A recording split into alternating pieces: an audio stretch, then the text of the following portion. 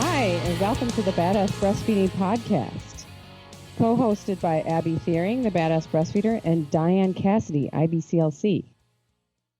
This episode is brought to you by Spandice, an ice and heat therapy wrap for all your postpartum recovery and breastfeeding needs. Heat therapy is perfect for breast ailments such as engorgement and mastitis. Now you can have it in a comfortable wrap you can move around with. Check out the Spandice postpartum recovery wrap at spandice.com/badass. That's SPAND-ICE.com/badass. And you can find the link in our description. Hey, welcome to the Badass Breastfeeding Podcast. I'm Dianne, the lactation consultant. And I'm Abby, the Badass Breastfeeder. I always say, like, the lactation consultant. I don't know. Like, there's no other lactation consultant in the world or anything. Well, I say the Badass Breastfeeder, but I am certainly not the only Badass Breastfeeder. Oh, my gosh. All right. So I have a little segue of a story, which, I don't know. It doesn't go. But then again, you know, nothing does. So I was wearing my Badass Breastfeeding t-shirt the other day.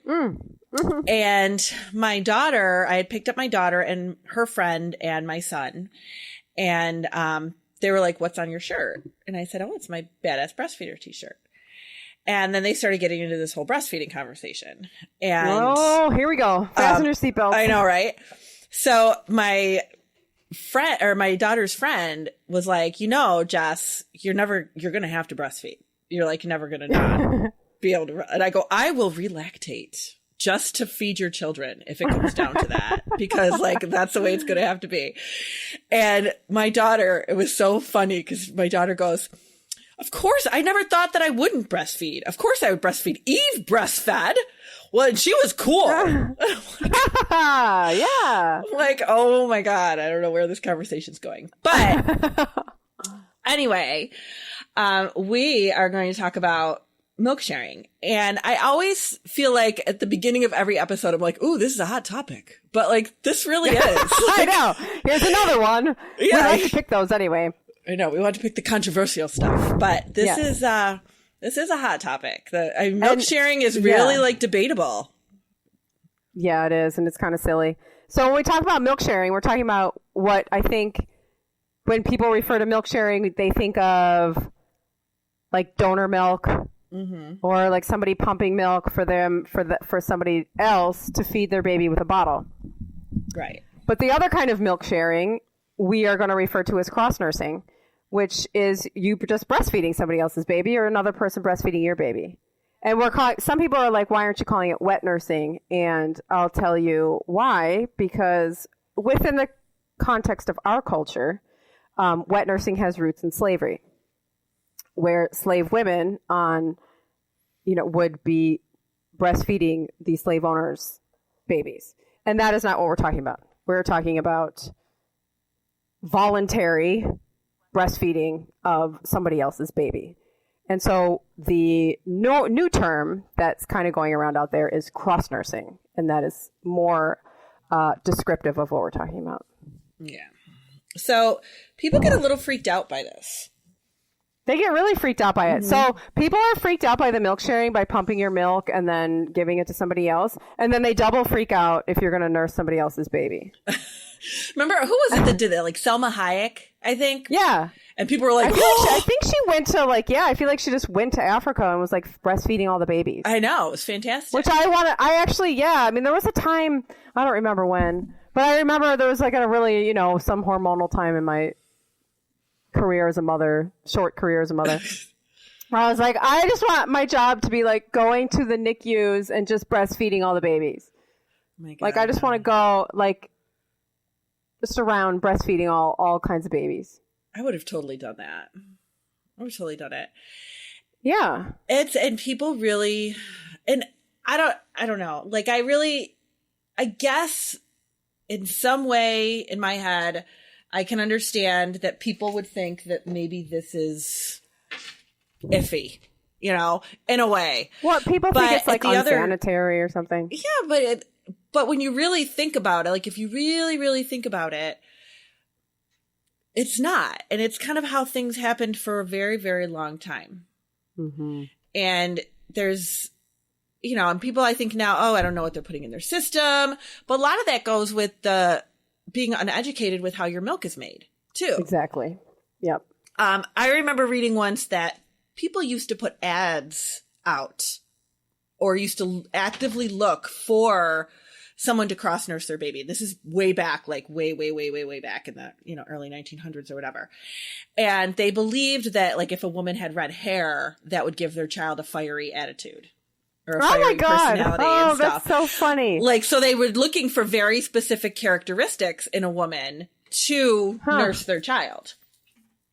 And I just think that's so interesting, but when I worked for WIC, we were up on the building I was in was up on the 4th floor. And there was also like early intervention was up there and nurse family partnership. And there was one time where a woman from one of the nurses from nurse family partnership came over to me and she's like, I have these clients and the daughter is nursing her mother's baby because they actually both had babies right around the same time, the mother and the daughter. Oh my God. And she's like, the daughter is nursing her mother's baby. Is that okay? Her sister. She's nursing her sister. Yeah. Or brother. Or what? Yeah. However it worked. Wow. Or maybe it was yeah. But I was like, yeah, that's fine. And she goes, it is. She goes, I wasn't sure. I just wanted to. And she was one of the nurses. And she's like, I'm please, just, nurses. Yeah. She's like, I'm just not sure. And I'm like, no. It's totally fine. It's fine. And she's like, okay. And I've had people tell me too that like their babysitter, like their baby was crying. And so their babysitter breastfed them, or maybe their sister. Like a lot of times you'll find siblings have kids that are on the same time. Mm-hmm. And they're like, oh yeah, my sister nurses my baby when she's over there or whatever. It's fine. It's fine. What's the difference? I mean, you got to go through the whole process of pumping it out so you can put it in a bottle so you can put it in their mouth. I mean, it's the baby's right there. You're right there. You're the babysitter. Like, we can just cut out the middleman. Yeah. It's been happening for 1,000,000 years. Yeah. Well, see, that's the thing is that people are freaked out about breastfeeding. Period. Mm-hmm. So, because breastfeeding just in general is just not seen a lot in our culture. And then you're going to put on top of it, this kind of twist of something that you even more like don't hear about, or you think of as being, kind of this ancient practice that nobody does anymore. And that's a weird old thing that people did. And, when really, I mean, it's just as useful now as it ever has been. And what do people think, that people did before formula? Right. If you're having difficulty breastfeeding or you're going, you're away or whatever, I mean, they didn't just leave babies unfed. People just nursed them. Other people nursed them. Yeah. Yeah, exactly. And when one of the hospitals that I worked at here we have a very high, or that specific hospital has a high rate of immigrants that are there having babies. So you'll see we have a lot of people like from Somalia and Ethiopia and different parts of Africa and stuff, and just all these different countries that have migrated here. And why Rochester, New York, I'll never know. But they've migrated here and, they're having babies. And it still is a culture where they believe that colostrum is not a thing. Have you ever heard that before? No. Oh, yeah. It's like a huge cultural thing where they're like, I don't have milk until the milk comes in. Like there's nothing. Oh. They believe that there's really nothing there. There's no colostrum and they will feed the baby bottles in the hospital until their milk comes in and then they'll start breastfeeding. Oh, and interesting. I remember saying to somebody one time, and this is when I first started there, and not quite a lactation consultant yet, but I was like, well, what would they do if they were in their own country? And my boss was like, somebody else would feed the baby. And I was like, oh, well, that makes sense. Because they live in these cultures and these communities where everybody's helping everybody. And, somebody else nurses the baby until the milk comes in. So it's a common practice in some of these cultures. Yeah. For somebody else to breastfeed your baby in the first few days of life? Yeah, I believe it is. Wow. Yeah. So those babies don't get colostrum. No, they might not. Huh. Which, I mean, I'm sure, they're obviously healthy. Yeah. That's just interesting how these cultural things develop. Yeah. I remember bringing there was a mama that her and her baby were separated for some reason. I can't remember. And she was from somewhere in Africa. And I brought a pump in because we wanted her to start pumping, to kind of jumpstart her supply, just like we do here. Mm-hmm. And she just looked at me. She laughed. She's like, what do you want me to do with that? Like, it's not doing anything. I don't have anything right now. Like, very, very strong belief that there was nothing until the milk came in. So, I mean, that was her culture. So I wasn't going to, like, you know, down that. But then somebody in her own country, somebody else would have fed the baby. Yeah. And then when they come here, so then they're using formula. Is that right? Yes. Okay. Yep. And then day, whatever, 4 or 5, whatever, the milk comes in, then they switch baby to the breast. Right. Well, there goes the whole nipple confusion argument. There was also, I remember a time where we had nurses, a couple nursing students that were like hanging out with lactation once in the hospital, and they were watching a video and something was brought up about milk sharing. And one of the nurses was like, is that actually okay? Like to give, and like I said, they're nursing students, but she was like, to give the baby someone else's milk? And my boss, granted, I learned so much from her. She was an amazing lactation consultant. And she goes, well, do you know where that cow comes from that you get the formula from? And I was like, you know, because it's like, if you really think, why do we think that something that is made artificially from God knows where, that isn't even sterile or clean, why do we think that that's better than somebody else's milk? Why is that better? I don't know. Yeah. I mean, there is just this, we think, well, what, you know, we talk about, well, they don't eat very healthy. You know, they're, you know, a part of their body is going to go inside of my baby. What if there's like germs on it? You know, I don't know, you know, people think it's just, people are totally freaked out by it. And there's a lot of reasons. It doesn't even have to be, I mean, if you live in a situation where you're having difficulty breastfeeding, and you're actually in a situation where somebody else could full-time breastfeed your baby, like that would be awesome. I mean, especially in our country, we don't live kind of in village settings like that. So it's difficult to find people who are just around that much, you know, because in villages, everybody's kind of there. So there's just, you know, it's time for the baby to feed. There's always going to be somebody there. But here we live in our houses and there's always, you know, a fence and a locked door and all this. Yeah. And so it's a little bit more difficult to have that set up, but probably people who live in houses with like big families or something. I mean, you can certainly just the baby can be feeding from whoever's lactating. Right. You know, and I mean, I don't, you know, you could do that. It's not as common. Yeah. This is definitely, it's not as common here, but this is becoming, like, I think the medical world is realizing how important it is, because a lot of the hospitals are doing milking, milk bank. Well, that's what I was going to, kind of transition into talking about, was because, you know, there's this it's still not as common, but it's something that at least people maybe, especially if they're listening to this podcast, they may have heard it about, like donor milk and milk banks and those kinds of things. Yeah. And, you know, there's not a ton of milk bank. There's a lot of milk banks, I think, in other parts of the world, but in our country, you know, they're starting to pop up a little bit more.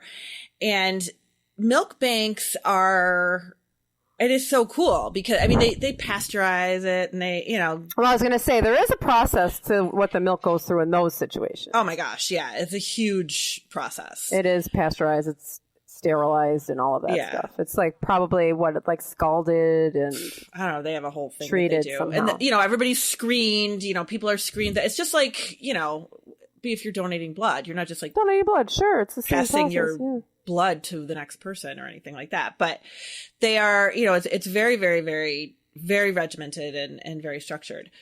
But those, you know, those milk banks are giving milk to hospitals that want it for sick babies, because it is very well known that this will help babies. Or premature babies, like we were just talking about. Yeah, absolutely. Premature babies, sick babies, all of that stuff. And if moms, for some reason, don't have the milk to give the baby, these hospitals are able to offer human milk because it's what the babies need sometimes to survive. And, but that's not a program that's everywhere. That's just, you know, that's just in some places. There's a lot of informal milk sharing, because I think people are really. There's a lot of informal milk sharing. Yeah. Well, and first of all, like if you were to go to a milk bank, you could get milk from a milk bank. Like anybody can buy milk from a milk bank, but it is expensive. So people just sometimes will do informal milk sharing. And there's organizations that can help you. There's Human Milk for Human Babies, Eats on Feets. Yeah, all that stuff. These places like help connect you. Now, sometimes I've witnessed I have a lot of friends who've pumped for other babies, who have gotten donor milk. I mean, here in Chicago, the network of informal milk sharing is huge. Yeah. Yeah. And it's pretty big here too. And in fact, I had somebody the other day ask me about milk sharing, and I've had a lot of clients that have helped share milk, or I've connected people or whatever. And it's, it's definitely important. I think it's important to know where the milk is coming from. Sure. And that's more because I've read stories about how people will say, oh yeah, I've got milk to donate or to sell. And it's not even human milk. Yeah, right. You have to know, you do have to trust the source. Yeah. So definitely, because you don't, just like anything, you're going to want to trust the source of what it's coming from. As long as you know that it's breast milk from a lactating person. Right. It's fine. And I think that's why, like, people like to go through other people, people might say, do you have a friend, or do you know anybody, or do you have any clients right now who are, and then you can hook them up with somebody that, that can share milk with them. Right. And it's really, and there's, a lot of times too, I'll see moms that would like to do donor milk, but dads that don't agree with it. And that's very common. And that's hard because moms are like, but I want the baby to have just breast milk. And dads are like, I'm not agreeing to that. Yeah. Just any kind of disagreement like that is very frustrating. It is. It is. And I have a story on my blog. It's from, I can't think of their names right now, but these two men who adopted a baby, and the woman who gave this couple the baby, pumped for them and shipped them her milk for, I don't know, 6 months or something like that, so that the baby could have breast milk. Oh. And they adopted the baby and went home, and then they would get their shipment of milk from the mom, and they would feed the baby her breast milk. Wow. I know. Like, it so is cool. Just amazing. I had a situation here locally where a mother died in childbirth, and women were donating milk to this family for a year. Just, just local women that, and it is an amazing gift. When we were in Cleveland this weekend, there was a mom that told me that I think you might've been out wandering around, or maybe you were doing your talk on attachment. I don't wander around. What's that? I was never just wandering around. No, you never just wandered around. But I wandered. I will say that. I definitely wandered. No, we were always working very hard. But I think it was when you were doing your attachment talk, because this one woman came up and she had her baby in a carrier, and she was talking about that her baby is getting breast milk from donors because she has insufficient glandular tissue, and she had insufficient glandular tissue obviously with her first one too, and went through a long process of trying to get the baby milk. And now this baby was on breast milk and it's donor milk. And, she has a friend who's donating to her, and she's like, kind of feel bad because she's, pumping extra, and go, that is such a gift that she's giving you though. Like, it is such, the women that I know that have donated milk, like, they are so proud, and they are I know, so happy to be able to do that. Yeah, I know. We talked about this on, I think it was, I don't know what episode it was. We talk about everything all the time. But, we talk about women or breastfeed, or people who pump that have an oversupply, and they fill these deep freezers with thousands of ounces of milk and stuff. And again, we tried to reiterate in that episode, that's not normal. Just because you're not pumping like that doesn't mean that you don't have a healthy milk supply. Those people are massive oversupply people, overproducers. But they're also wonderful. Because you can actually take steps to kind of get your milk under control, but they don't do that. They just pump like crazy, and they donate it, and they, it's really like taking this kind of problem and turning it into this gift for all babies. Yeah. I have a friend right now who like went into this, she had her second baby's about 6 months, but before she had him, she was like, well, I plan to donate again this time. So she was already gearing up because she knew she was going to be donating her milk.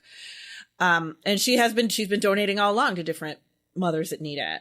One being a Downs baby and, another mama that needed, I can't remember what her situation was, but like, she's very open and willing and loves to be able to share that to give other babies. And that's everybody I've ever met that has given up milk. That's how they felt about it. It's a gift. It truly is to be able to do that. And if somebody offers to give you milk or says, I'll pump for you, they want to do that. Nobody's going to just say that. They truly want to do that for your baby. How about a word from our sponsor? This episode is brought to you by Spandice, ice and heat therapy wraps you can reposition based on your specific postpartum recovery needs. Ice is perfect for C-section recovery, postpartum back pain, and much more. It also offers abdominal support too. What's not to love? Heal faster with the Spandice postpartum recovery wrap at spandice.com/badass. That's SPAND-ICE.com/badass, and you can find the link in our description. And if they do, I mean, if it's somebody that you know that's offering you this milk and you really need it, like there's nothing wrong with taking that, like some people kind of go, oh, well, are you on medication and are you doing this? And what about this? And, do you have a clean lifestyle and, all this other stuff. But if you know that it's okay to ask those, it's okay to ask like, so are you taking any medications? Because, you're going to feed this to your baby. Like, I understand. I would ask too. Mm-hmm. I probably wouldn't ask what your diet is because who cares? Because as we were talking about, it doesn't make any difference. That's not how your body makes milk. But I would maybe ask like, what medications are you taking? Just so I could check. Most like 99.9% of the medications are totally safe, but I would probably just double check to make sure that that's one of the safe ones, and say. Well, I don't know what other questions I would ask. Probably just medications. I don't know. Do you have? I would do more like just medications probably. I like to know sometimes, and I don't want anybody to think that this necessarily matters because breast milk is breast milk. And I think if you're getting it at any age, that's good. But some people like the babies to be right around the same kind that's of age. A good point. Yeah. Yeah. Because it might be more beneficial for like a newborn to have newborn milk rather than like milk, from like 6-month-old or something. Yeah. 6-month-old or even 2-year-old, people are pumping all. Yeah. Or I've had people say I have, I have milk in the freezer that still has colostrum in it because it was the first week. Can I give that to, somebody's baby or whatever? And it's like, yeah, absolutely. That's great milk to give to a baby. But I don't want anybody to not take milk from somebody or to not give milk to somebody, even if they're, the ages don't match up. It's nice if you can make that work, but especially with like long-term donors. But, no, we had a situation. It is still far superior to anything else you can give your baby, even if the ages are off. We had a situation in the peds office where, in fact, I had a couple of situations like this where the mom had a double mastectomy and got donor milk. And the pediatricians were like, yeah, she's feeding donor milk. I mean, like nobody was freaked out about it. Everybody was fine. But you will sometimes get some pushback from others. Yeah. I mean, and it's like, that's what happens when people that's what happens mostly when people don't understand. Yeah. People don't understand that it's perfectly safe. People don't understand that this is how humans have survived for the entire time we've been on this planet. Yeah. It's just ignorance. People don't know. And once you learn and once you know, there's so many doors that open up for you. I mean, there's people all the time on on the page that are like, hey, I have this milk, I don't want to throw it away. I don't know what to do with it. I'd love to give it to somebody. Or, I need milk because I'm, for whatever reason, somebody wants donor milk. They're looking for it. It's all good. Now, I have to say, though, that the World Health Organization, now you might have heard this somewhere along the way, but I remember learning this very early on and I've passed it along. I even talked about this actually in my talk in Cleveland.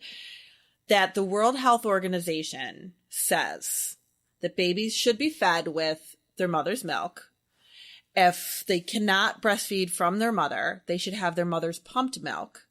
If that is not something that can happen, they should have another mother's pumped milk. And if they cannot have that, then and only then should formula be added into the mix. So it's not even like in the hierarchy of feeding, formula is like not anywhere near the top choice at all. It's when breast milk is not possible. Right. That's why that adoption is the only and time. It was never meant to be the only thing that ever sustained a baby. It was meant to be for, mothers who died in childbirth, mothers that were not available to breastfeed, mothers that were whatever. I believe that one of the biggest times that formula came out was when World War II started and all the dads went off to war and moms had to go to work, which they weren't doing that before then. So it really was never like, oh, here's, it was. And then it became one of the most profitable things in this country. Right, exactly. And so here comes the marketing that says it's just as good as breast milk. And, and then you get all of these people who are like, oh, well, this is superior and this is what I'm supposed to be doing. And, we came real close to eradicating breastfeeding in this country based on, a core marketing. Right. Basically. I read this blog one time and it wasn't even a blog. It was an actual story written by like a either freelance photographer or freelance writer that was in going to different countries and, writing experiences and stuff.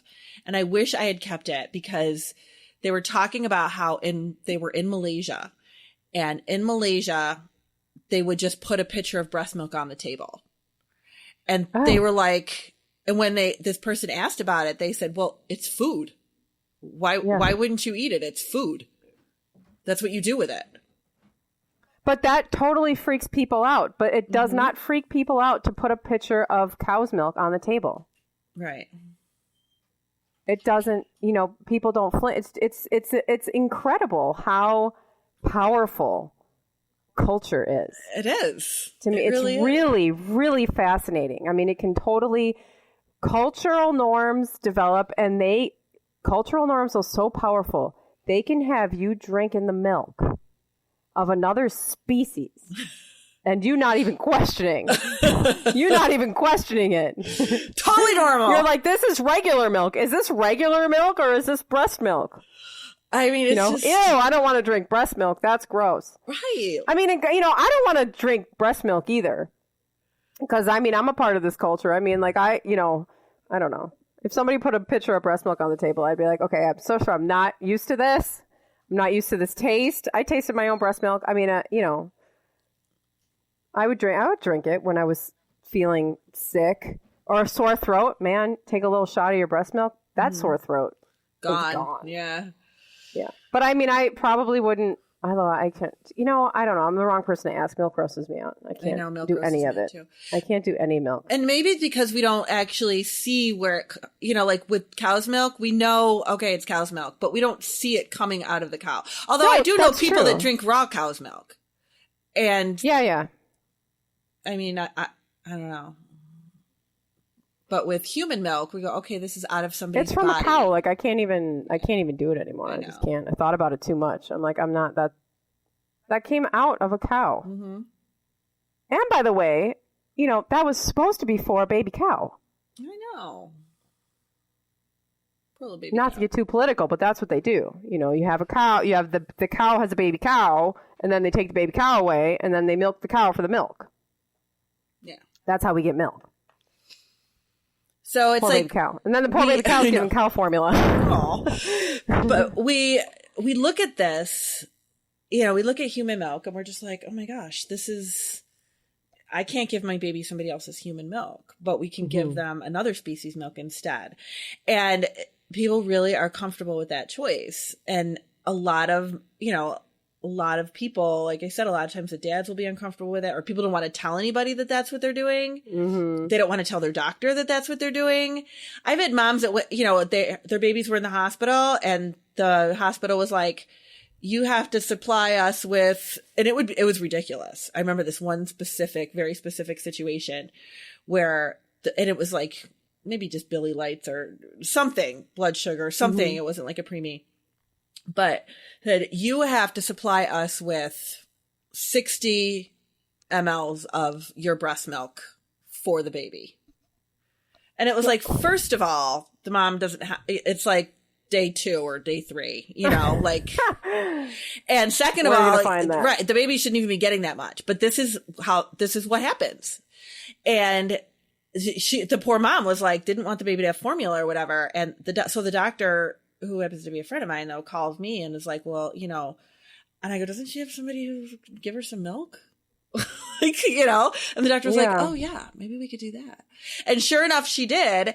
And they were like, oh wow, your milk came in great. She's like, I know, like overnight came right in. Like, you know, because they just, you can't, if they had, and I've also had mothers that have gone in and said, I'm getting milk from a friend, and they like put a red mark on their chart, you know, like they're like, oh no, you can't do that. Right. So sometimes it's, you know, people feel like they cannot be honest about it. And honestly, it's your baby. If that's what you want to do. I mean, if you think that somebody is going to say no, I wouldn't tell them either. Yeah. Half the stuff they're asking you is none of their business anyway. I go to the pediatrician's office and I'm like, right. Yep. What is this? I'm in a medical office. Why are you asking me about these things? Right. This has nothing to do with his medical health. Yeah. And really, like, bottom line, it is your baby. And if you want your baby to have donor milk, you know where that donor is from, you're safe with it, you feel comfortable with it. Like, there's nothing wrong with that. You've weighed your choices, you know what's going on. Like, there's nothing wrong. And if you're doing it, I was going to say this earlier. The only thing that I get really worried about is people who are selling breast milk.